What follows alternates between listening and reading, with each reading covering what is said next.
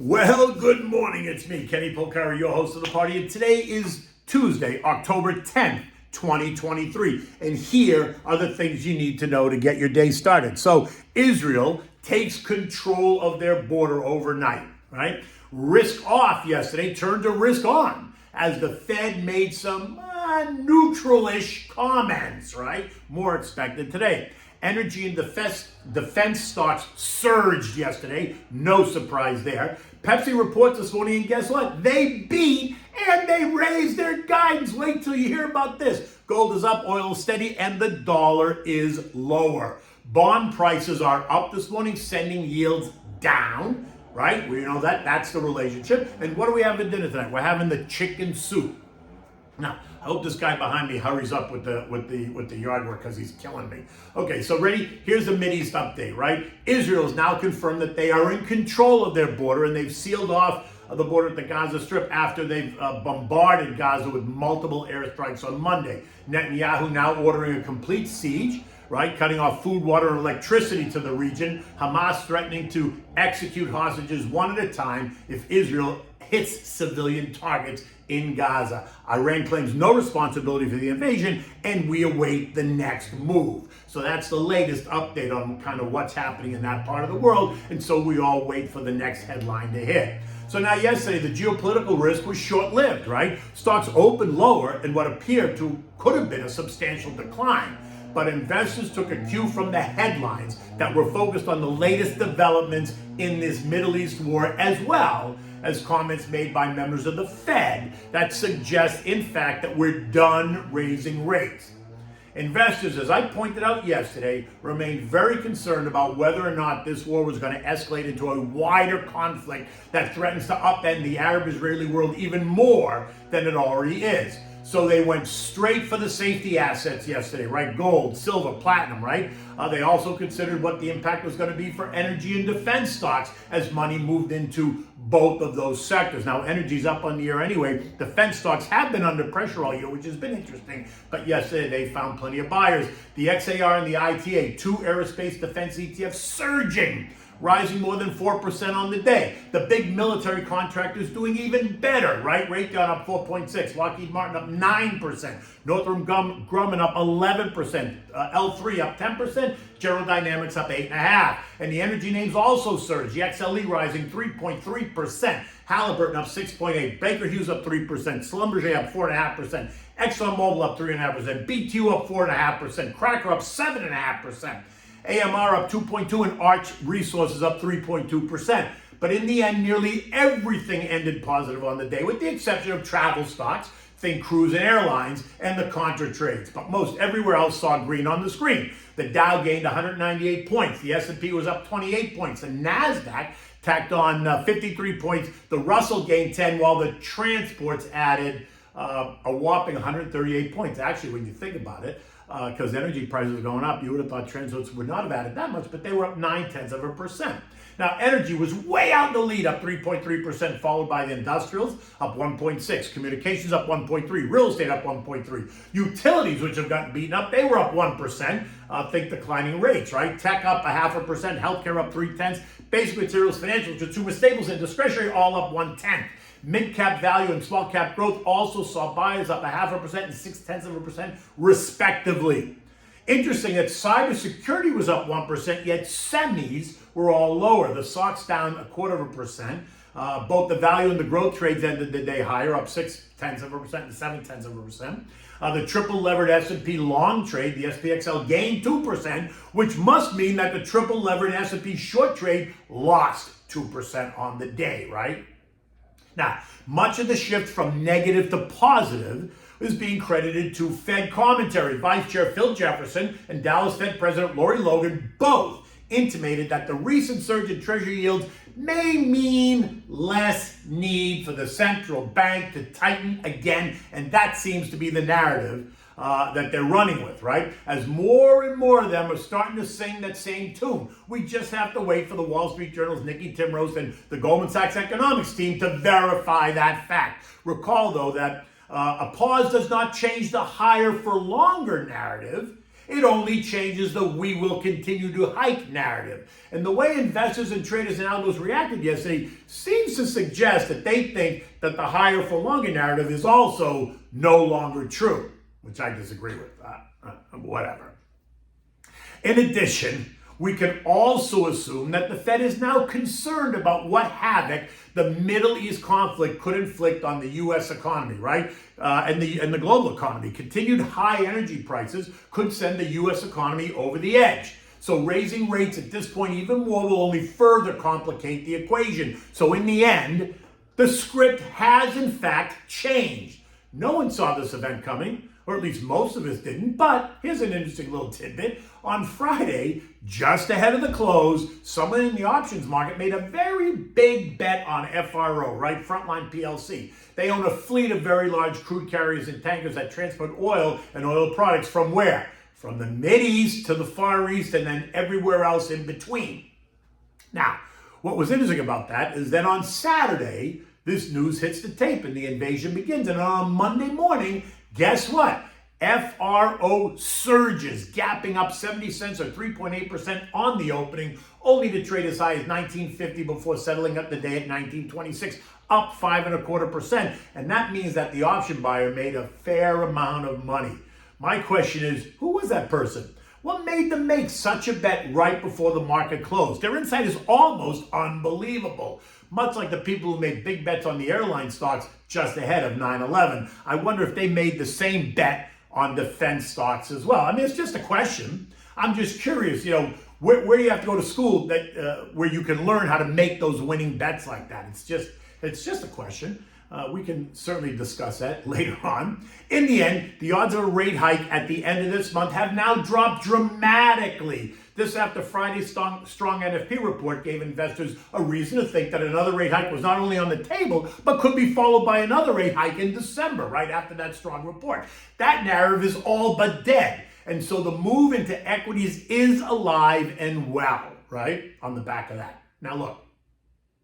Yesterday, the bond market was closed because it was a holiday, right? It was Columbus Day, so we got no direction from that sector. But this morning, it is open, and bond prices are rising, and that is sending bond yields lower. At 6 o'clock this morning, the 2-year is yielding 4.99%, down 8 basis points. The 10-year is yielding 4.66%, down 13 basis points. Even the 30-year is down 12 basis points at 4.84%. This after kissing 5% last week. Now look, many analysts said that a 5% 30-year bond was a key level to watch. If it held there, then that might signal we reached the top and that bond yields would thrash around here, but not push higher in the market's quest to find some stability. And remember, current rates are actually historically normal. So allowing the market to adjust and catch up to these rates is healthy. And stocks can do well in this environment. This morning, higher bond prices are sending yields lower, means higher stock prices as well. And U.S. futures are rising. Dow futures up 50, S&P's up 5, the Nasdaq's up 18, the Russell's up 2. But look, that's also very volatile at the moment. It could change on a headline, on a moment's notice because of a headline.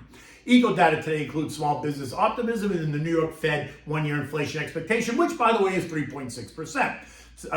Tomorrow brings us the September PPI report, and that's expected to be up 0.3 month over month. Ex-food and energy up 0.2 month over month. Year-over-year reports are expected to be up 1.6% and 2.3% respectively. Thursday is going to bring us the CPI report, and that's expected to show an increase of 0.3 month over month. Ex-food and energy also up 0.3. While year-over-year numbers are going to come in at plus 3.6 and plus 4.1% respectively. Both of these numbers are a bit lower, but let's just hope that the report confirms what the expectation is. Gold surged yesterday up $30 or 1.6% to end the day at $18.65 an ounce. And this morning it's up another $6 at $18.71. It did trade as high as $18.79 overnight and could resume that climb depending on what the next headline is. What would an attack from the north side of Israel mean? Where is Hezbollah and what are they doing? And Iran, right, they said they had nothing to do with this, but at the same time, they praised Hamas for the invasion. Military analysts are suggesting that Hezbollah is waiting in the wings just for that go-ahead signal that's sure to come from Iran, as most people understand the relationship between Iran and those two organizations. Now, the dollar index retreated yesterday. That's a direct result of the pause narrative coming out of the Fed. And that also helped to boost commodities, right? Remember the inverse relationships. Dollar up, commodities down. Dollar down, commodities up, right? This morning, the dollar index is down 20 cents, trading at 105.88. Now, that's down from last week's high of 107.30 when the narrative was more about rate hikes, because more rate hikes will make the dollar more attractive to buyers, while a pause or even a cut will cause the dollar to retreat, making it less attractive to buyers. If we continue with the pause narrative, then we could see the dollar retreat back to the 104.5 level, where there should be plenty of buy interest, but the trend line is actually down at 104.10. So you could actually see it trade down there if it had to. This morning, Pepsi announced earnings, and guess what? They beat, reporting $2.25 a share versus the estimate of $2.15. Imagine that. Price increases being cited as the reason for the boost in profit. Duh. Did we need them to tell us that if they raise prices more than what it costs to make the product, then it falls directly to the bottom line? And by the way, they also raised their forward guidance. Of course they did. And the stock is trading up $5 at 3.1%. And we're off to the races. Could this be the narrative in the weeks ahead? What does this say about the other consumer staple stocks that also raised prices, either by raising them directly or by shrinking the package, yet keeping the prices stable, which is really raising prices? I guess we're about to find out, so we'll see. And remember, once again, the bar is low for earnings this season, so it'll be difficult not to be able to jump over, but let's see. Now, officially, we do kick off the earnings season this Friday, right, with the banks. Financial services are expected to report an earnings growth rate of 12% year over year.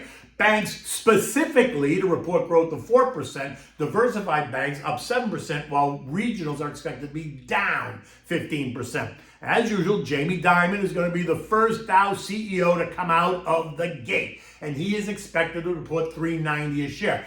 I suspect, though, that he's going to beat the number. In fact, I think he's going to beat both the top and bottom lines. Why? Because I'm just a big Jamie Dimon fan, and he never disappoints. And I'm also a shareholder of JP Morgan, so, I'm on the betting side. Look also for PNC, Wells Fargo, UNH, BlackRock, and Citibank also to report on Friday as well. European markets this morning are all up, better than 1.5% across the board. The IMF raised the U.S. growth projection at 2.1%, but they also lowered the Eurozone forecast to up 0.7. They left the global growth rate at 3% for the year. UK sales did rise by 2.7% in September, which is up from 2.2, but it's still well below the 12-month average of 4.2. German CPI comes out tomorrow. The ECB is going to publish their September meeting notes on Thursday, so expect to learn more about what's going on inside the heads of the ECB. The S&P ended the day at 43.35, up 27 points, and it looks like we're going to go higher again today. Not much, but it looks like a little bit higher. Anyway, we remain in that 4,200, 4,380 trading range, and while I thought we were going to test 4,200 first, before we tested 4,380, the narrative has changed. So we need to listen to what they say, and then we're going to hear more about what the Fed plans to do today as well, right? Because we're going to get not one, but 4 Fed speakers to opine on the state of the economy and the thinking behind the Iron Curtain. Look for comments from Rafi Bostic out of Atlanta, Neely Kashkari out of Minneapolis, Mary Daly out of San Fran, and Chris Waller, who's a member of the Board of Governors, as they reveal their own thoughts on the next move. But you have to wonder, are their own thoughts really their own thoughts? Well, let's see if they all speak the same language or if they present a fractured narrative. Now look, the one I'm paying attention to is Neely Kashkari. Why? Because he's been calling for a 6% terminal rate for months now, along with Loretta Mester. If he changes his tune, then that would be a notable change. Later in the week, we're going to hear from Mish Bowman, who's another member of the Board of Governors, and again, Rafi Bostic. And I think they're both speaking tomorrow, actually, on Wednesday. Which again, all this only supports my point as a long-term investor. You need to stick to the plan. Don't try to pick tops and bottoms. Build a strong and diversified portfolio and reach out to your advisor if you need to kind of discuss the plan, the markets, any concerns you might have, because use him or her as a resource, right? Now, what do we have for dinner tonight? We're having chicken soup. So as your mother always says, have some chicken soup. It's good for you. And this chicken soup is great. It's one of my favorites. It's a staple. I always seem to have, a bottle of it in my fridge. Okay, so for this, I use chicken thighs. Why? Because the dark meat is so much juicier and it produces, I think, a better soup, right? Skin on, you need chopped onion, celery, carrots, you need salt and pepper, you need water, you need 1 chicken bouillon cube, and you can add a can of chichi beans at the end if you want. You want to start by rinsing the chicken pieces, place it in the pot, fill it with water. Now add all the chopped veggies, season it with salt and pepper, add the bouillon cube, and bring it to a boil. Once it boils, turn the heat down to medium low and kind of let it simmer there for about 1.5 hours, always adding water as you go every 15 or 20 minutes, just because it will steam off and it will reduce. You don't want it to reduce a lot, right? After it's done, you want to turn the heat off, remove the meat, let the meat cool. This is where you might add a can of the beans if you want. When it's cool, when the meat is cool, you want to take the skin off, you want to debone the chicken, slice it into big, nice, chunky pieces, and return it back into the soup. Now place the pot in the fridge and allow it to cool overnight, right?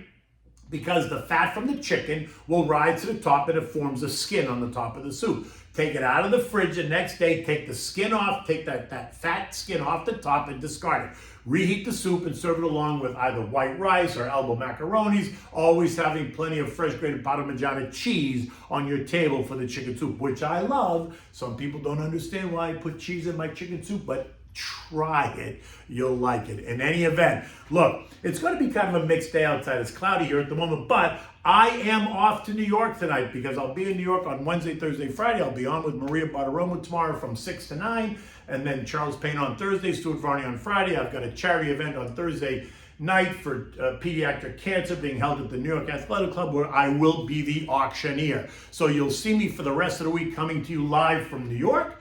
And until then, take good care.